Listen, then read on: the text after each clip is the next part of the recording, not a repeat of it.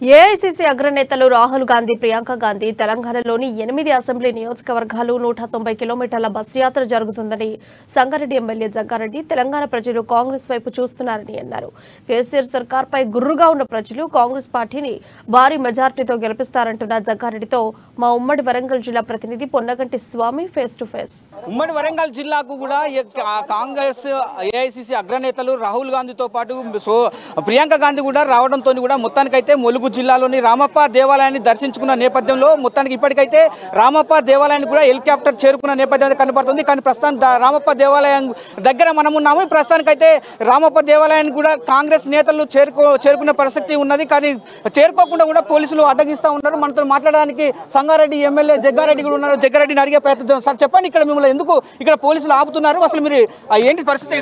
వాళ్ళకు లిస్టులో లేనట్టుంది. అక్కడ చాలా ఆడ లిస్టులో లేనట్టుంది, అంతే. ఇదేం పెద్ద ఇష్యూ కాదు. ఆడ లిస్టులో లేనట్టుంది. అక్కడ జామ్ అయిపోతుందేమో ఆపిర్రు.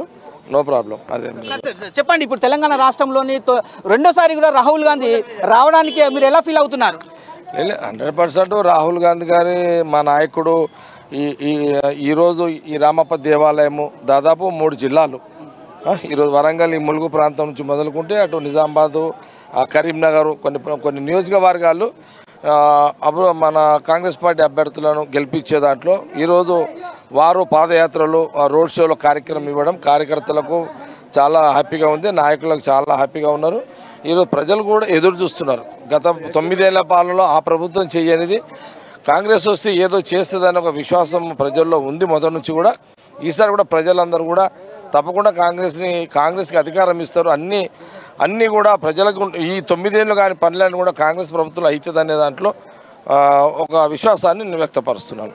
రాహుల్ గాంధీ, ప్రియాంక గాంధీ రాకతో కూడా మన తెలంగాణలో కూడా కాంగ్రెస్ గ్రాఫ్ ఏ విధంగా ఉండబోతుంది? 100% ఆల్రెడీ వాళ్ళు గ్రాఫ్ లీడర్సే వాళ్ళంతా. కాబట్టి ఏది ఏమన్నా ఈసారి అధికారము రావడం ఖాయము. ఆ అధికారం ఇంకా పూర్తి స్థాయిలో రావడానికి 70 సీట్లు 70 నియోజకవర్గాలు గెలవడానికి శాయశక్తులు వారి నాయకత్వంలో కాంగ్రెస్ పార్టీ నాయకులు అందరూ కూడా పనిచేస్తున్నారు.